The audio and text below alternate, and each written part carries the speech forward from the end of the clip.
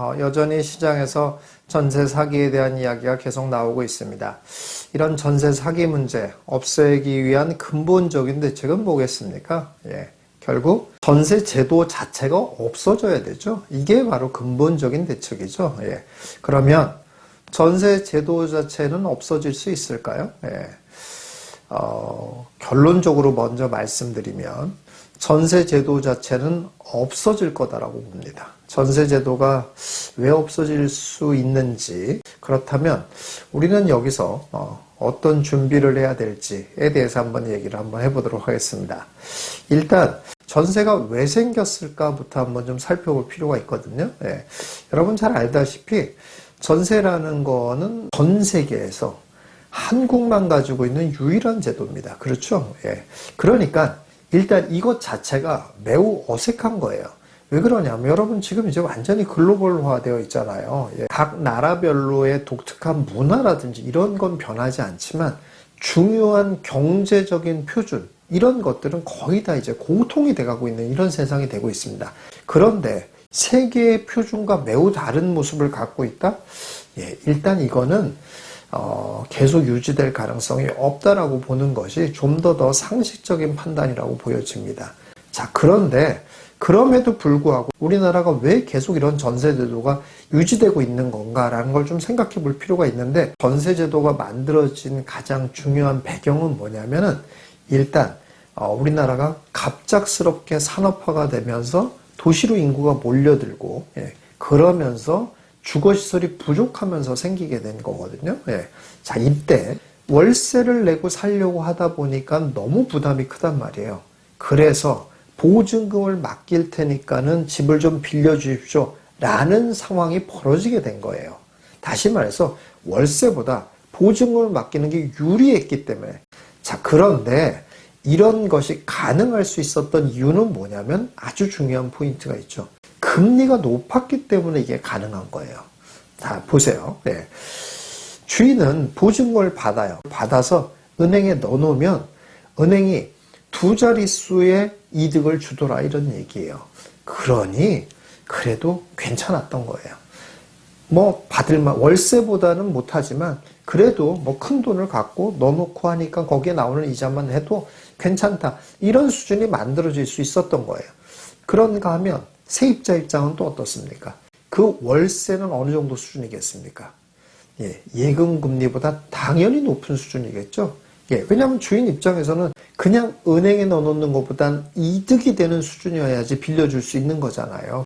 그래서 세입자의 필요에 의해서 전세가 만들어진 거고, 그렇게 만들어진 것을 주인 입장에서도 딱히 나쁜 게 아니고 괜찮은 수준이었기 때문에 유지가 된 거예요. 그래서 우리나라의 전세제도가 만들어지게 된 겁니다. 그렇게 쭉 세월이 지나왔는데, 근데 이게 문제가 되기 시작한 시점이 생기기 시작했어요. 그게 언제부터냐면 지금으로부터 약 20년 전쯤입니다. 그때부터 금리가 항상 두 자릿수 이상의 예금금리와 대출금리를 유지했던 이 금리가 그때부터 한 자릿수로 내려오기 시작했다는 거예요. 그러면서 금리가 갑자기 내려와지니까 어떤 상황이 벌어집니까? 주인들이 돈을 받아가지고 그 보증금을 은행에 넣어놔도 아무런 이득이 안 되는 이런 상황이 벌어지기 시작했다는 거예요. 그래서 실제로 주인이 보증금을 받아서 이득이 되는 일은 없어지게 됐어요, 이제. 전세 제도가 존재할 그럴 이유가 없어져 버린 거예요, 사실은. 자, 여기에서 정부가 또 헛발질을 합니다. 그게 뭐냐면 세입자, 서민들을 위한답시고 전세자금 대출이라는 걸 해주기 시작했죠. 물론 세입자들을 위하는 건 맞습니다. 맞긴 맞습니다만은 이런 전세자금 대출이라는 것 자체가 전세제도를 고착화시키는 요인이 되고 또 전세금을 상승하는 요인이 돼버렸다 이런 얘기예요. 그래서 지금까지 오게 됐고, 그래서 이런 전세 사기 문제가 벌어지게 된 이런 상황이 된 겁니다. 자, 어떻습니까? 이제 어떻게 해야 될 것 같습니까? 다시 한번 말씀드리지만 글로벌 표준에도 어긋나는 얘기고, 이제 더 이상 전세제도가 존재해서 서로 윈윈할 수 있는 구조가 아니란 말이에요. 그렇다면 어떻게 돼야 되겠습니까? 전세제도가 없어져야 됩니다. 예, 그런데 여기서 그럼 뭐 없어져야 된다 이렇게 말한다고 해가지고 없어지는 게 아니잖아요. 어떻게 하면 없어지겠습니까? 예, 여기에는 사실 정부의 역할이 매우 중요합니다. 예, 정부가 어떻게 해야 되겠습니까? 정부가 전세자금 대출을 해주지 말아야 돼요. 전세자금 대출을 해주지 말고 뭘 해줘야 됩니까? 예, 그렇죠. 부동산 담보대출을 해줘야 됩니다. 대출을 바꿔야 돼요. 부동산 담보대출을 해주고 DTI 같은 걸 없애야 돼요. 그러니까 다시 말해서 한 사람이 여러 채의 부동산을 산다고 하더라도 DTI로 대출을 규제하는 일을 없애야 됩니다. 그 대신 전혀 규제를 안 하라는 게 아니에요. 뭘 해야 됩니까? LTV를 해야 되죠. LTV는 뭡니까? 예, 담보 비율이죠. 부동산에 대한 담보 비율을 모조리 다 대출해주는 이런 일은 없애야 된단 말이에요. 근데 여러분 생각해 보세요. 지금 전세 사기 문제되는 게 뭡니까? 시세와 전세가 같고 뭐 이런 게 문제가 되잖아요. 최소한 은행은 그러지 않을 수 있잖아요. LTV가 아무리 높이 올라간다고 해도 100% 이렇게 갈 수는 없단 말이에요. 가서도 안 되고요. 그러니까 뭐 시장이 좀 침체됐다 그러면 LTV를 올려서 60%, 70% 정도까지 대출을 해주는 이런 상황까지 만들어줄 수 있고 시장이 좀 과열됐다 하면 줄이면 돼요. 40%, 30% 이렇게 줄이면 됩니다. 이렇게 LTV를 조절하면 되는 거지 한 사람이 여러 채를 사는 것 자체를 안 된다라고 그 여러 채를 산다고 해가지고 대출이 나올 수 없다 이런 거 없애면 돼요. 그러면 전세가 없어집니다.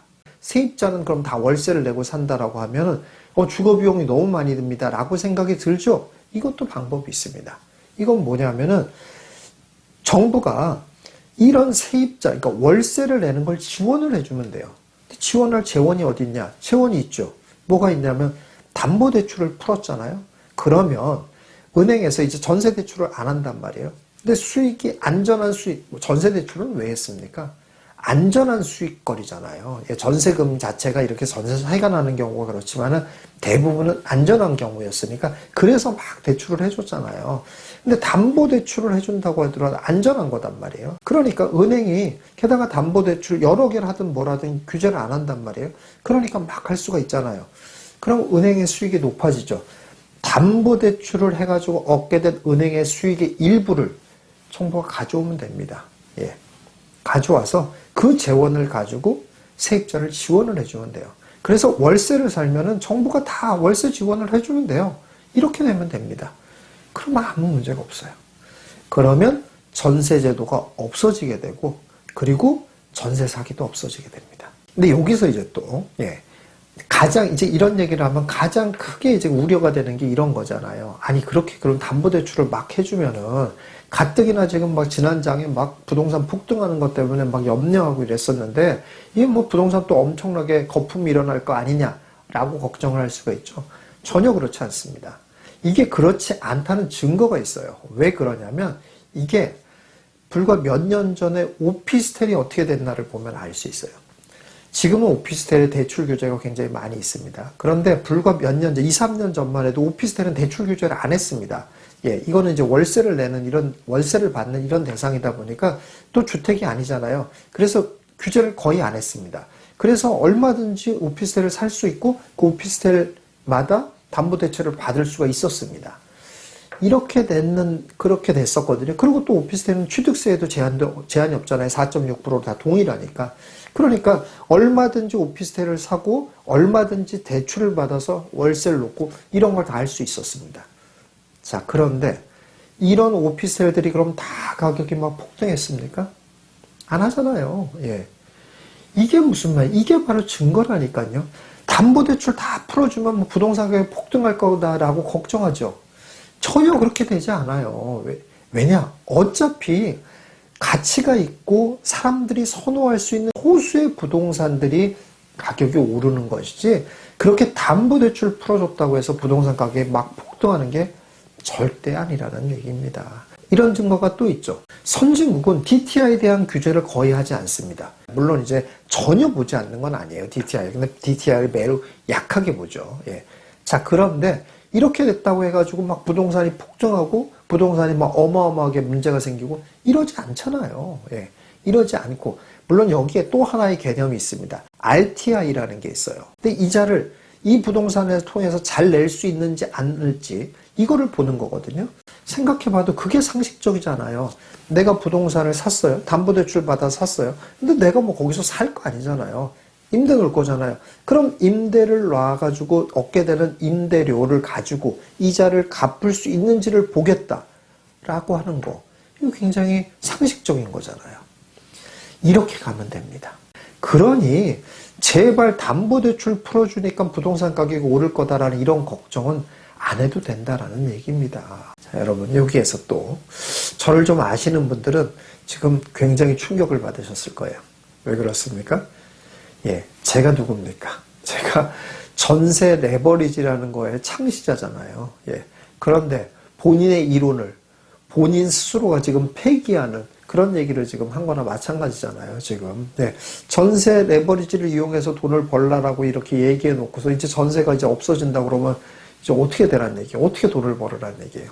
그렇게 지금 얘기하고 있는 거나 똑같다라고 느끼시는 분들이 있잖아요. 예. 자, 그런데, 예, 맞습니다. 전세 레버리지, 전세가 없어지면 당연히 전세 레버리지는 이제 못 쓰게 되죠. 없어지는 거죠. 자, 그런데 말만 바뀔 뿐입니다. 전세 레버리지가 없어지고 뭐가 생기는 겁니까? 예. 대출 레버리지가 생기는 거죠. 예. 근데 제가 아까도 말씀드렸지만 여러분 그럼 대출 레버리지가 생긴다고 해가지고 아무 부동산이나 막 사면은 막 그게 막 엄청나게 오르고 이렇습니까? 이게 똑같아요. 전세 레버리지라는 걸 안다고 하더라도 다 돈을 법니까? 오히려 이렇게 역전세는 많이 나가지고 뭐 깜빵에 가는 이런 일까지 벌어지는 일이잖아요. 결국 어떤 부동산이 돈이 되는 것이냐를 잘 아는 사람이 결국 또 돈을 벌게 되는 거예요. 여러분 그렇다면 전세가 없어진다고 하더라도 투자자 입장에서는 돈 벌 수 있는 게 없어지는 게 아니라는 얘기예요. 자, 그런데 이제 더 중요한 얘기를 하나 할게요. 이게 우리가 굉장히 오랜 기간 유지했던 이런 제도란 말이에요. 근데 이런 게 없어진다고 한번 생각해 보세요. 그렇다는 얘기는 무슨 말이에요? 사회의 시스템에 매우 큰 변화가 일어나는 겁니다. 그럼 이렇게 큰 변화가 일어난다는 얘기는 또 뭐예요? 예, 바로 큰 기회가 있다는 얘기입니다. 예, 항상 돈은 그런 때의 기회가 있습니다. 여러분 언제나 그렇잖아요. 이자가 늘 두 자릿수를 유지하다가 한 자릿수로 떨어졌을 때 단 한 번도 경험해보지 못한 이런 일이 벌어졌을 때 큰 기회가 벌어졌어요. 강남의 아파트들이 이제 30년이 넘어져서 넘어가가지고 재건축이라는 개념이 생겨났을 때, 사람들이 재건축이라는 개념이 뭔지도 몰랐을 때, 이럴 때 재건축이라는 것에 큰 돈벌이의 기회가 생겼습니다. 도시를 재개발해야 된다라는 개념을 전혀 이해하지 못하고 있을 때, 낡은 작은 빌라, 또 작은 주택, 이런 것들이 아주 큰 돈벌이가 됐습니다. 자, 이런 식입니다. 여러분들, 변화. 사회적인 큰 변화는 결국 뭘 얘기하냐? 예, 그렇습니다. 기회를 얘기하는 겁니다. 이런 기회가 또 올 수 있다라는 걸 또 의미한다라는 얘기입니다. 자, 그러면 여러분들은 어떻게 하셔야 되겠습니까? 이런 거에 대한 예상을 전혀 하지 않고 그냥 보통의 사람들은 그냥 현실만 바라보죠. 예, 현실이 계속 영원히 이어질 줄로만 생각을 하죠. 그러나 언제나 역사를 보면 그렇지만 이렇게 큰 변화들이 있습니다. 그리고 그 큰 변화의 때마다 큰 돈을 버는 사람들이 반드시 나오더라 이런 얘기입니다. 자, 이런 변화가 저는 또 올 것이라고 봅니다. 이런 전세제도의 변화를 올 때 그 혜택을 보는 주인공이 되느냐 마느냐는 여러분들의 선택입니다.